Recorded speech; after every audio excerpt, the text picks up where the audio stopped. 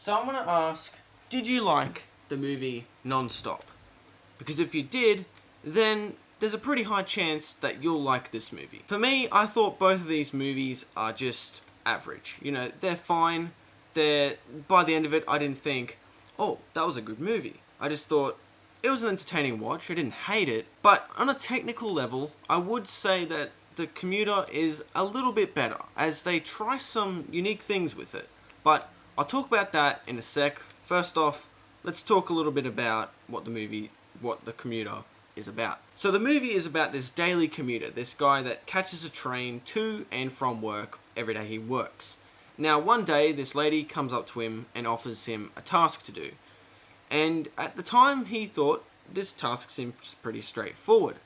And he tries to do it, but as time goes on he learns this task is a little bit more difficult than what this task seemed to be. So now let's go back to the technical stuff. So at the beginning of the movie, they show this character's repetitive life, and this is done in a way that is pretty clever. It did come off a little bit strange. It does do a lot of cutting throughout this sequence, but I did appreciate the time and effort it would have taken to make this, and also it is quite unique. There was also this fight sequence in the movie which I didn't expect it to be that good at all, because a lot of Liam Neeson's recent movies are quite jump cutty, but this sequence made it look like one take, and I was quite impressed with it. So at least on a technical level, I was quite surprised with certain parts of this movie and appreciated the effort it would have taken to make some of these moments. Instead of just doing some basic cinematography, they actually tried something, so I appreciate that. So as for a character and story level, I'd say these movies are pretty much the same. Like, you get the character's motivation in this one, but you also get the character's motivation in Non-Stop. As he was an air marshal in this movie, it makes sense why he would investigate.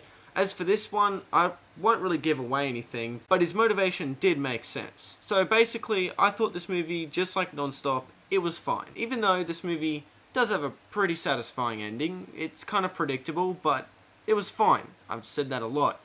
So, saying that, I'm going to give this movie a 5.5. The reason why I give it half more, I probably would have given Non-Stop a 5. But due to some of the technical things they added onto this one, and since it is directed by the same director of Non-Stop, it shows here that he tried to do some different things on a technical level. So that's it for my movie review of The Commuter, and also a little bit of talking about Non-Stop, actually quite a bit talking about Non-Stop, but you know, they are similar movies and they are from the same director, so there you go.